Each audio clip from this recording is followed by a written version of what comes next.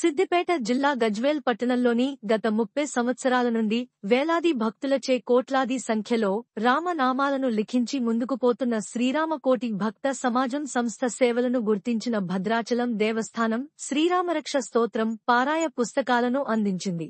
మంగళవారం నాడు గజ్వేల్లోని సరస్వతి శిశుమందిర్ విద్యాలయంలో principal judicial junior civil judge Swathi Goud ముఖ్య అతిథిగా పాల్గొని పుస్తకాన్ని ఆవిష్కరించారు. అన్ని వర్గాల నుండి డిఫరెంట్ పర్సన్స్ అందరూ ఉన్నారు. అంటే ఈ రామకోటి భక్త సమాజం అనేది ఇట్స్ లైక్ ఇనిషియేటివ్గా అనిపిస్తుంది. అంటే ఫస్ట్ టైం ఐఎమ్ విట్నెసింగ్, అంటే కోటికి పైగా రాయించారు రామనామాలు అండ్ రామరక్ష స్తోత్రం రిలీజ్ చేయడం గజ్వేల్ అనేది చాలా ఆనందనీయం. అండ్ ఇంకొకటి ఏంటంటే అసలు నో వర్డ్స్ అండి, అంటే చాలా మంచి ఇనిషియేటివ్, మంచి ప్రోగ్రామ్ ఇలాంటిది. అంటే ప్రతి గ్రామాల వరకు ఇలాంటిది రీచ్ అవ్వాలని కోరుకుంటూ, అంటే మీరు అన్నట్టుగా ఈ ఒక టెంపుల్ ఎస్టాబ్లిష్మెంట్ అండ్ ఆల్ అలాంటివి జరిగితే చాలా బాగుంటుంది. నాకు ఈ అవకాశం ఇచ్చినందుకు ధన్యవాదాలు. భద్రాచలం కేంద్రంగా చుట్టుపక్కల గ్రామాల్లో చాలా చోట్ల ఈ ప్రథ ప్రారంభమైంది. సంప్రదాయం సుమారుగా ఒక 150-200 కిలోమీటర్ల దూరం నుంచి పూర్తి తలంబరాలు తయారు చేసి భద్రాచల రామునికి అర్పించేటువంటి ఒక సంప్రదాయం ఉంది. మనకి ఉత్తర భారతంలో అయోధ్యకి ఎంత స్థానం ఉందో మన ప్రాంతంలో భద్రాచలంకి ఎంత ప్రాముఖ్యత. అటువంటి కార్యక్రమాన్ని ఇక్కడ నిర్వహించడం అనేది చాలా గొప్ప విషయం.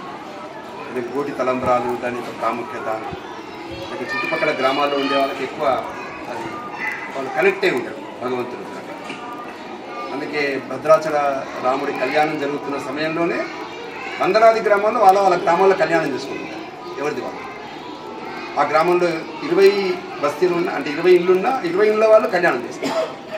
అటువంటి కనెక్ట్ అయినటువంటి స్థితిలో ఇంత సుదూర ప్రాంతంలో గజ్వేల్ లాంటి చోట 30 సంవత్సరాలుగా రాముని యొక్క కార్యం చేయడం అనేటువంటి సులభమైంది కాదు.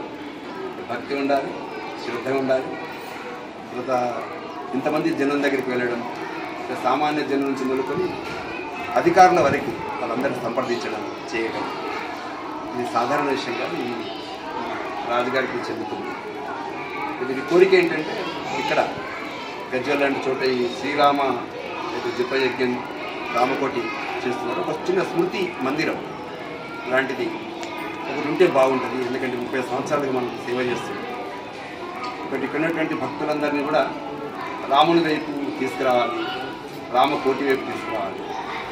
అప్పుడు మనస్సు ప్రశాంతంగా ఉంటుంది. మంచి విలువలతోనే ఆ కుటుంబాలన్నీ కూడా వర్ధిల్లుతాయి అనేటువంటి దూరదృష్టితోని దీని యొక్క ఆలోచన ఏంటంటే ప్రభుత్వ భూమి ప్రభుత్వం మీదకి ఇచ్చినట్టయితే అది బాగుంటుంది అనేటువంటి ఆలోచన నెరవేరుతుందని చెప్పేసి నేను భావిస్తున్నాను. ఈ కార్యక్రమానికి పిలవగానే స్వాత్మీయంగా రావడం అనేటువంటి చాలా అదృష్టం.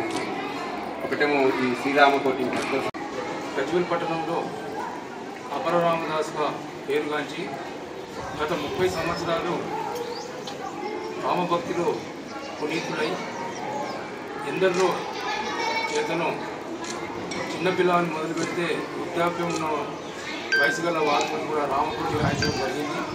నిజంగా వారి ధన్యులు. వారి సేవను చూస్తూ అన్ని జిల్లాల్లో వారి పేరు తిరగని వారు ఉన్నారు. అది గ్రహించే భద్రాచలం దేవస్థానం వారికి సదవకాశాన్ని ఇచ్చి గత 3 సంవత్సరాల నుంచి కోటి తలంబరాల కార్యక్రమాన్ని ఇవ్వడం జరిగింది, అప్పచెప్పడం జరిగింది. దానిలో గత సంవత్సరం కూడా మనకు 2.5 క్వింటాల కోట్లు మనం వచ్చి పంపడం జరిగింది. తద్వారా మనకు దాదాపు ఆ క్వింటల్ పైనే ఆ ముత్యాల తలంబరాలు కూడా మనకి ఇక్కడ రావడం జరిగింది. అన్ని గ్రామాల్లో కూడా మన నియోజకవర్గం కాకుండా ఇతర జిల్లాలకు కూడా వారు వెళ్ళి ఆ రాముని యొక్క కళ్యాణ తలంబరాలు పంచడం జరిగింది. నిజంగా వారిని అభినందిస్తూ వారికి తప్పకుండా ఆ రాముడు శ్రీరాముడు జగదగ్రాముడు వారికి ఇంకా ఉత్సాహాన్ని ఇచ్చి ఈ భక్త సమాజాన్ని ముందుకు తీసుకెళ్లవలసిందిగా కోరుతూ ఈ చక్కని కార్యక్రమానికి ఈరోజు శ్రీరామకోటి భక్త సమాజం శ్రీరామరక్ష సర్వజనరక్ష పుస్తక ఆవిష్కరణకు ఇచ్చేసినట్టు మీ అందరికీ కూడా మరొకసారి స్వాగతం తెలియజేస్తూ ధన్యవాదాలు. శ్రీరామ రామ రామేతి రమే రామే మనోరమే సహస్రనామ తత్తుల్యం రామనామ వరాలని నేను చెప్పడం జరిగింది. ఈ రామనామం అనేది ఎంతో పవిత్రమైంది. ఈ రామనామ స్మరణ లోపల గత 30 సంవత్సరాలుగా ఉంటున్నటువంటి గజ్వేల్ రామకోటి రామరాజు గారికి ఈ సందర్భంగా అభినందనలు తెలియజేస్తున్నాను. ఈ కార్యక్రమంలో పాల్గొన్నటువంటి మీ అందరికీ నా యొక్క నమస్కారాలు తెలియజేస్తున్నాను.